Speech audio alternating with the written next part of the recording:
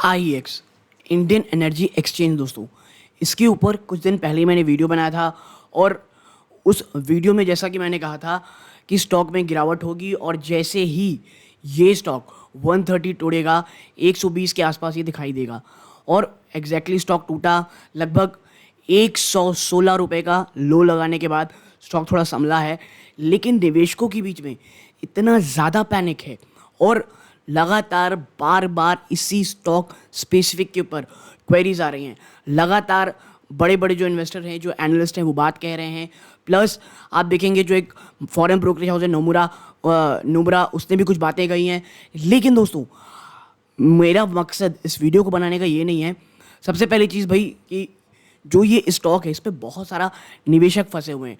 और जब मैं निवेशक कहता हूँ दोस्तों, सिर्फ रिटेल ही नहीं, मैं अगर आपको ये बताऊं कि जब आप इसके शेयर होल्डिंग पैटर्न में जाएंगे तो आपको जो फंड हाउसेस मिलेंगे, म्यूचुअल फंड हाउसेस, उसके नाम मैं आपको बताऊं, मीरा एसेट, पराग पारेख फ्लेक्सिकैप फंड, ICICI प्रूडेंशियल और last but not the least LIC। और LIC ने तो अपना स्टेक बढ़ाया दोस्तों मार्च क्वार्टर में। तो ऐसे बड़े दिग्गज होने के बाद भी अगर अचानक से आपको ये पता चले कि भाई जिस कंपनी में आप इतना भरोसा कर रहे थे उस कंपनी में प्रॉब्लम नहीं आई है, उसके मैनेजमेंट में कहीं कोई प्रॉब्लम नहीं आई है, बल्कि मैं आपको कहूँ जिस मैच्योरिटी के साथ टॉप मैनेजमेंट IEX के सामने आके बातें कही हैं और जो उन्होंने बातें रखी हैं दोस्तों, वो अपने आप में काबिल तारीफ़ है। बट आप कह सकते हैं कि उनका जो आप कह सकते हैं अस्तित्व है उसमें एक खतरा बैठ गया है दोस्तों। क्योंकि भाई जिस बिजनेस मॉडल की वो आई है, जो ये वर्ड एक्सचेंज वर्ड होता है ना, उसी में प्रश्न चिन्ह लग गया है। अब सरकार ने, जो आपको पता होगा, जो मैंने पिछले वीडियो में कहा था कि भाई मार्केट कपलिंग की बात कही जा रही है, जो तमाम जो जोग्राफीज़ हैं उसमें जो आप कह सकते हैं एक्सचेंजेस के द्वारा, अन्य एक्सचेंजेस के द्वारा जो प्राइस डिसाइड होता है वो नहीं होगा। एक इंडिपेंडेंट थर्ड पार्टी रहेगी, वो प्राइस डिसाइड करेगी और बस आपको उसको निकालना है। तो भाई एज ए एक्सचेंज जो आपका मेन मकसद था और IEX का जो मोड था दोस्तों, ये इसी चीज़ का, ठीक है, स्पॉट फिक्सिंग का, मैं स्पॉट फिक्सिंग कहना चाहिए, ये क्रिकेट वाली बात नहीं दोस्तों, वही चला गया है दोस्तों। तो ऐसे में आप कमाएंगे कैसे? ठीक है, हाँ ये ज़रूर चाहिए भाई कि खबरें निकल के आई हैं और मैनेजमेंट ने भी कहा है कि भाई अगर सिर्फ बात करें इस खबर की कि भाई CRC को, जो पावर मिनिस्टर, उन्होंने कहा है कि भाई आपको ये काम करनी है, इसको अगर आज से बात करनी शुरू की जाएगी तो कम से कम 2-3 साल तो लगेंगे ही, एटलीस्ट 2 साल का वक्त लगने ही वाला है। बट देखिए, मुझे ये लगता है ना कि ये एक ब्यूरोक्रेटिक इनकॉम्पिटेंसी है। ये मैं इसलिए कह रहा हूँ दोस्तों इनकॉम्पिटेंसी, क्योंकि भाई कल को आप ये कह देंगे आकर के भाई हाँ भाई ऐसा नहीं है, अभी थोड़ा समय लगेगा, शायद स्टॉक वापस से भाग जाए। लेकिन भाई रिटेल निवेशकों का क्या, जो ऊपरी स्तरों में फंसे हुए थे, जो इतना ज़्यादा पैनिक होकर के निकल गए। आपको एक ये चीज़ें पहले पब्लिक में जाने की बजाय, या ये कह सकते हैं जो नोटिफिकेशन अचानक से सबको पता चली उसके बजाय, आपको तो बातें करनी थी। और देखिए IEX के जो टॉप मैनेजमेंट है, गोयल साहब, सत्यनारायण गोयल साहब, उन्होंने भी कहा कि भाई इस बारे में चर्चा चल रही, इस बारे में बात चल रही थी। बट ये जो अचानक से आ गया, अब यहाँ से मैं कह रहा हूँ अपनी बात, बट ये जो अचानक से चीज़ें आ गई दोस्तों, ये मुझे IRCTC की याद दिलाती है। जब अचानक से गवर्नमेंट ने कहा कि भाई हम कुछ इसका जो हिस्सा है हम लेंगे, और जब बाज़ार पैनिक कर गया उसके बाद वापस आए। भाई बाजार, रिटेल का पैसा तो चला गया ना, रिटेल निवेशकों का पैसा चला गया। और मुझे ये समझ नहीं आता ये क्या ब्यूरोक्रेटिक इनकॉम्पिटेंसी कर रहे हैं, जो मुझे लगता है उनके पता नहीं कि भाई IEX एक पब्लिक ट्रेडेड कंपनी है, आम लोगों के पैसे लगे हुए हैं, शायद उन्हें ये पता नहीं है या उनको इस बात का अंदाज़ा नहीं होगा कि भैया पैसे बहुत मेहनत से आते हैं, भाई पैसे कमाने में हालत ख़राब हो जाती है। आप नोटिफिकेशन निकाल दिए, लेकिन लोगों का क्या?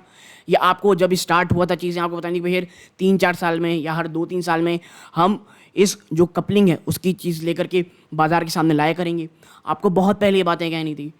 आप अचानक से सुबह उठे, या मैं एज अ पब्लिक इन्वेस्टर बात कह रहा हूँ, मैं ये नहीं कह रहा कि आपस में आपने कोई बात नहीं हुई, आप सुबह उठे, आपने कह दिया भाई हाँ लेटर भेज दो, देख लेंगे, और बाज़ार तो पैनिक मोड में चला गया। और सीधा सीधा आप तो इसके बिजनेस मॉडल में ही पूरे, और बिजनेस मॉडल तो मैं तो कहूँगा इसके पूरे के पूरे अस्तित्व में ही एक प्रश्न चिन्ह है यार।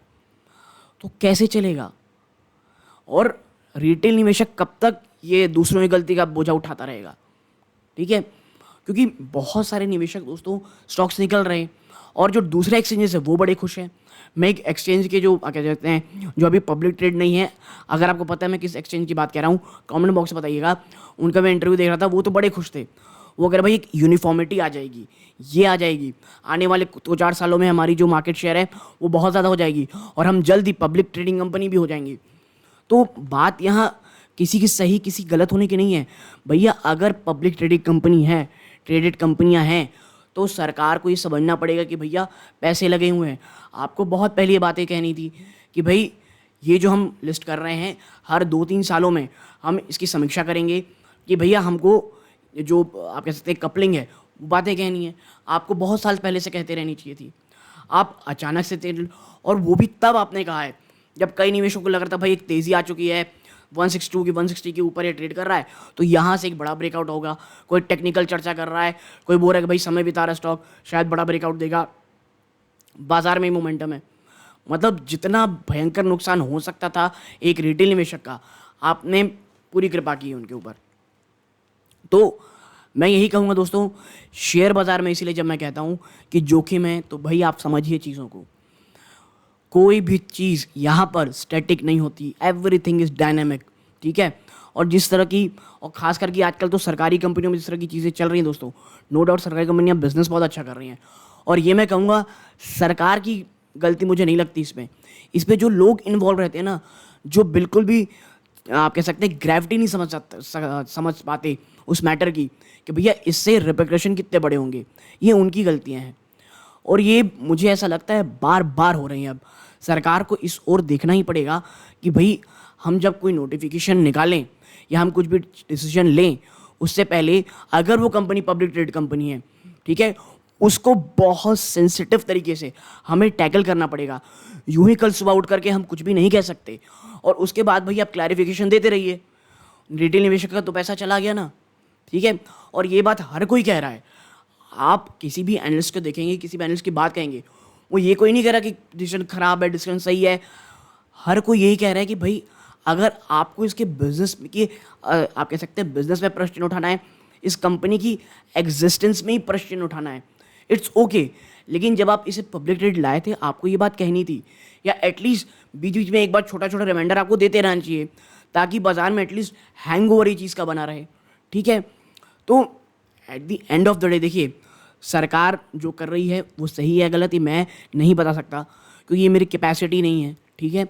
मेरा बस ये कहना है कि अगर आप जो चीज़ बातें इम्प्लीमेंट के काम, जो चीज़ आप लाए हैं, जिस चीज़ को इम्प्लीमेंट करने की बातें कह रहे हैं, अगर आप ऐसा करेंगे तो भैया इसके तो बिजनेस के मॉडल में प्रश्न लग जाएगा और फिर एक्सचेंज, जो एक्सचेंज का काम होता है वही चला जाएगा। वो तो फिर एक ऐसी आप कह सकते हैं बीच में एक ब्रिज है जो आने जाने के काम कह रहे हैं, ठीक है। तो ऐसी चीज़ें मुझे लगती हैं और सरकार को या जो लोग इन्वॉल्व हैं उन्हें बहुत बहुत ज़्यादा सेंसिटिव होना पड़ेगा इन मैटर्स को लेकर के, वरना at the end of the day भाई रिटेल निवेशकों के पैसे ही बर्बाद होंगे, ऐसा मुझे लगता है दोस्तों, ठीक है। तो देखिए कि छोटी की एनालिसिस ज़रूर आपके साथ करनी थी। आज रात के 9 बजे दोस्तों एक लाइव सेशन है Q&A, वहाँ ज़रूर जुड़िएगा। जो भी आपकी क्वेरीज हो सॉल्व करने की कोशिश करेंगे और कुछ अन्य बातों पे चर्चा होगी दोस्तों। यहाँ तक जुड़े रहे इस बात का बहुत बहुत धन्यवाद। ये सूर्यकांत है। जय हिंद दोस्तों।